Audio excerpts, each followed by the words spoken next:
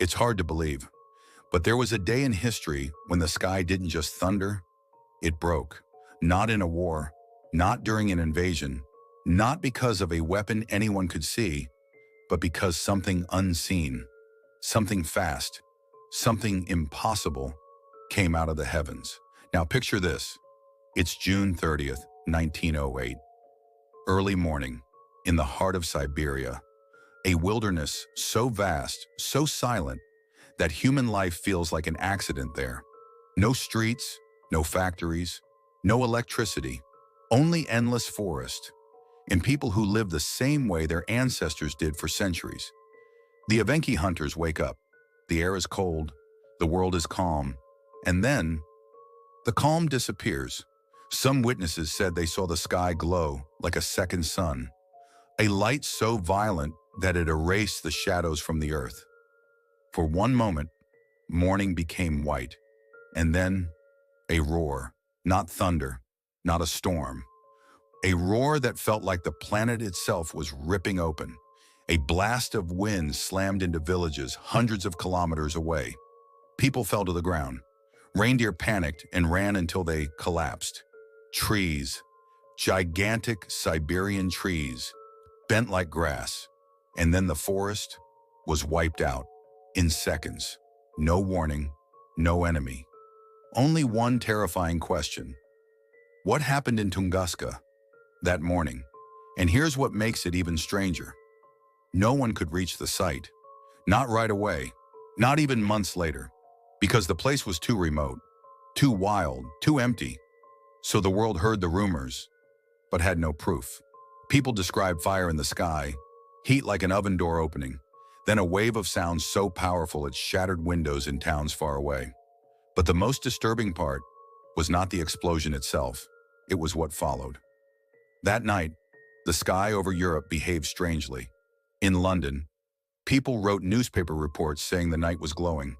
In parts of the UK, some people claimed they could read outside at midnight without a lamp.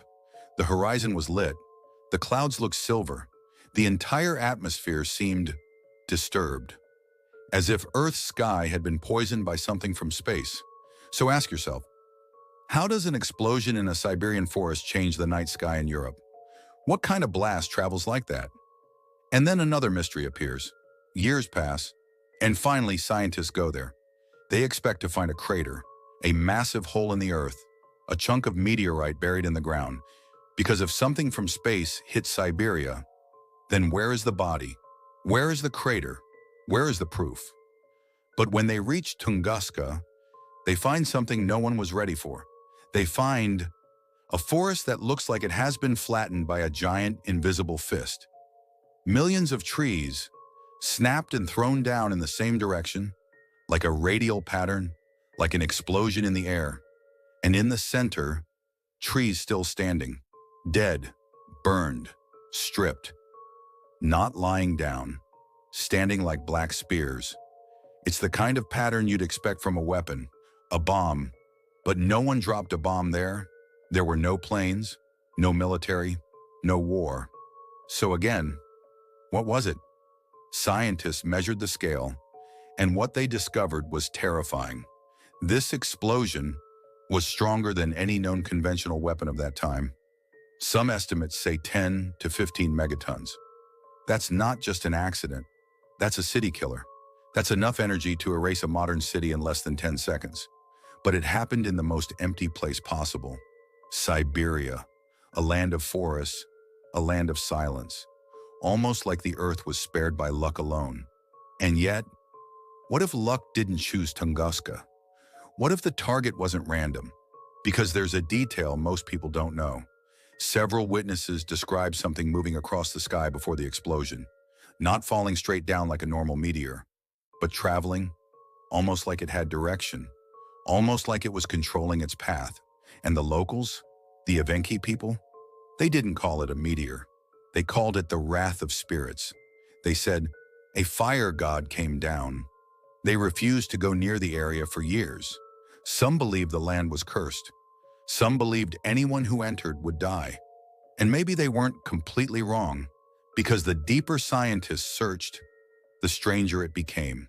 No crater, Almost no fragments, no body, just destruction and silence. So the mystery grows.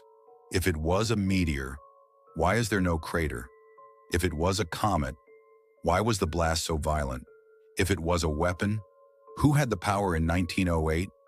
And if it wasn't natural, then what was it? Something unknown? Something secret? Or something not from Earth?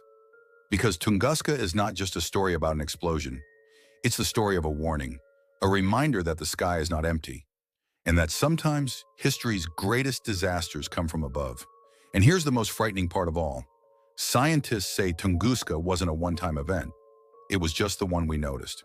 The first thing you need to understand is this. Tunguska wasn't an explosion people watched. It was an explosion they survived. Because it didn't feel like something happening in the distance. It felt like the world itself was being ripped open. It was early morning, June 30th, 1908. Siberia was silent. The taiga, endless forests of pine and larch, looked frozen in time. The air was cold, the sky was clear, and the people living there had absolutely no reason to expect danger. There were no storms, no war, no engines, no machines, only nature. Then suddenly, the sky changed. Witnesses described it like a second sunrise. A blinding light appeared in the sky, so bright it erased the morning itself. Some people said the sun looked like it had exploded. Others said the sky turned white, then yellow, then fire orange, as if the heavens had been set on fire. And then came the sound. Not thunder, not one boom, but a series of explosions, like giant cannons firing above the clouds. The first blast made people freeze. The second blast threw them to the ground. And the third shattered the world around them. One witness later said, "I thought the end of the world had come. Imagine standing in the forest and suddenly hearing the sky roar like a beast. Then the air itself becomes violent. A shockwave hit the taiga. Trees bent, branches snapped. Reindeer panicked and sprinted until they collapsed. And then, the heat. People miles away felt a burning wave roll across their skin. Not smoke, not fire, just heat, like an oven door opening in the sky. One Evenki hunter said he felt his shirt catch fire, and for a second, he thought the forest was about to turn into an ocean of flames. But the most terrifying part wasn't the sound. It wasn't the heat, it was the wind. The blast wind came like a wall. It slammed into the earth with such force that it knocked people unconscious. Some villagers were thrown across the ground, some huts collapsed, and far away, extremely far away, the shock wave still had power.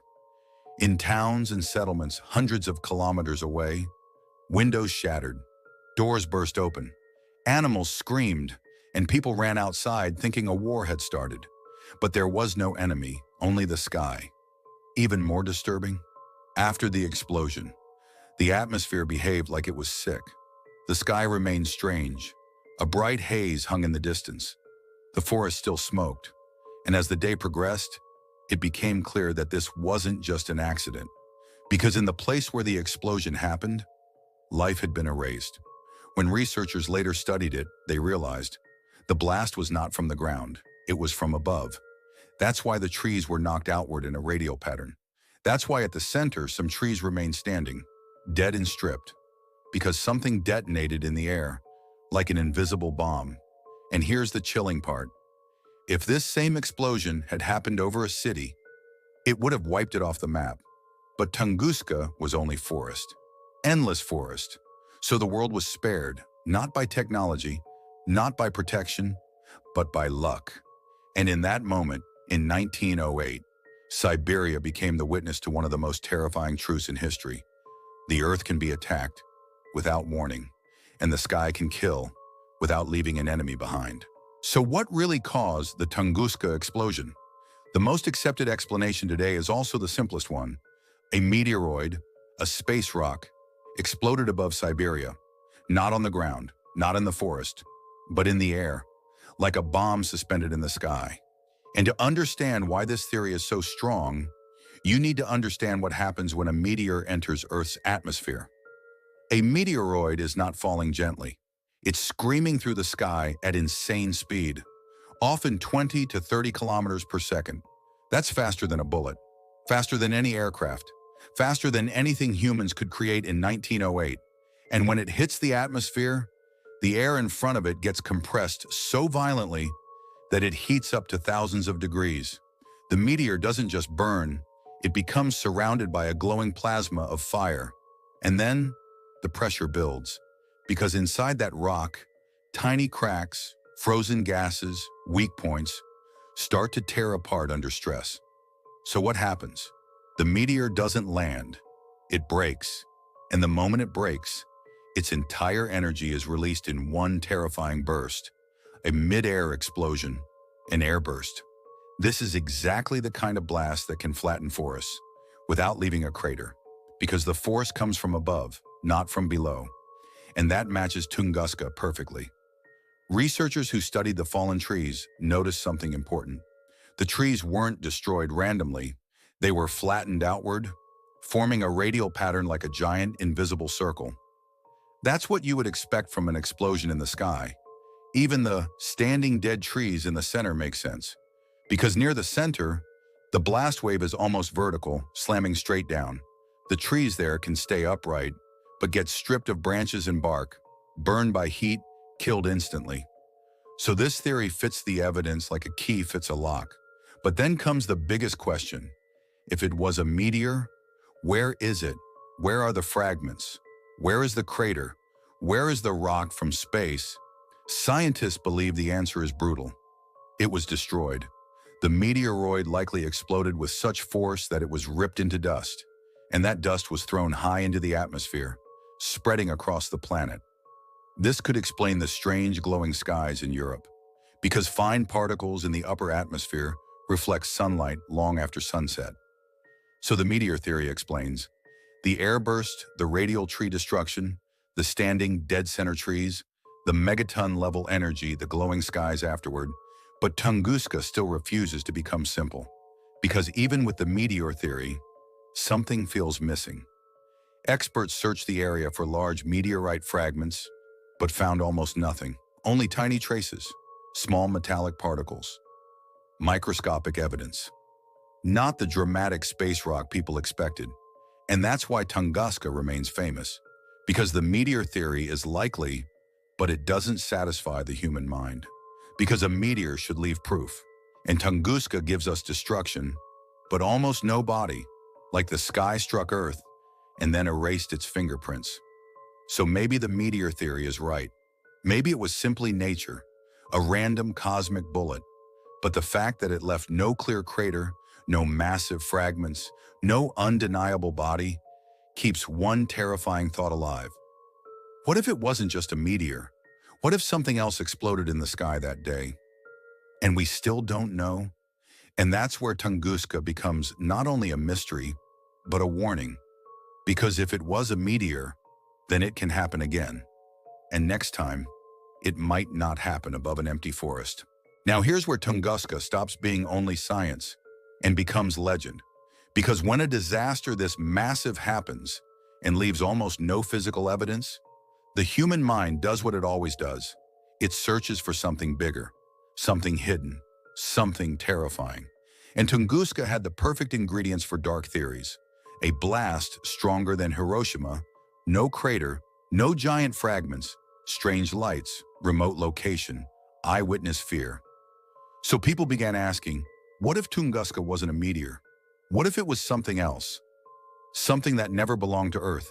One of the oldest conspiracy theories is simple. A UFO exploded above Siberia.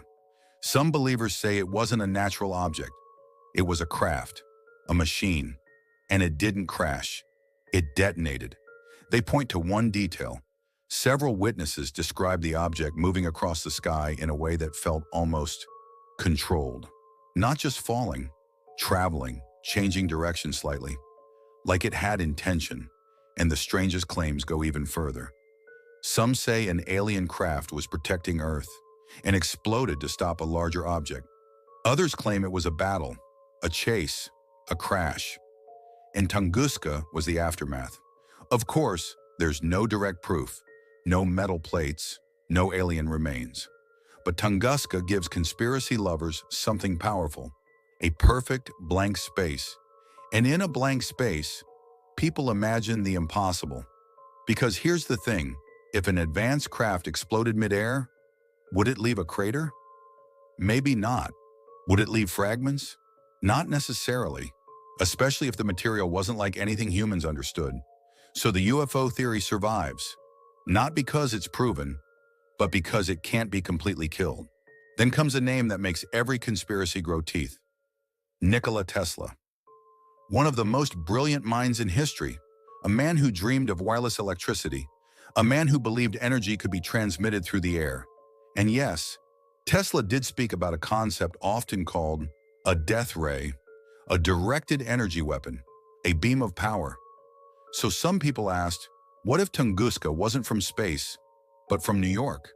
Because in 1908, Tesla had his Wardenclyffe Tower project, a massive experimental tower meant to transmit energy. The theory says Tesla tried to send energy across the planet, and Tunguska was the accidental target, a demonstration or a catastrophe.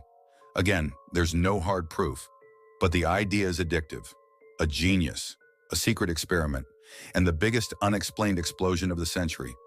It sounds like science fiction, but sometimes history is stranger than fiction.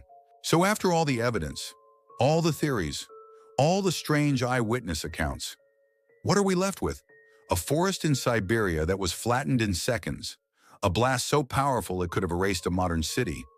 And yet, no crater, no clear body, no final proof. Just silence. The most logical answer is still the meteor airburst, a cosmic stone ripped apart in the atmosphere, releasing energy like a bomb made by nature. And maybe that's the scariest truth of all. Because if Tunguska was simply a random visitor from space, then it means Earth is not protected. It means disasters don't always come with warning signs. Sometimes the universe throws a dice, and entire cities could vanish. Tunguska happened over empty wilderness. But imagine if it happened over London, Paris, New York. Millions would have died in an instant, and there wouldn't be a mystery documentary about it. There would be a memorial.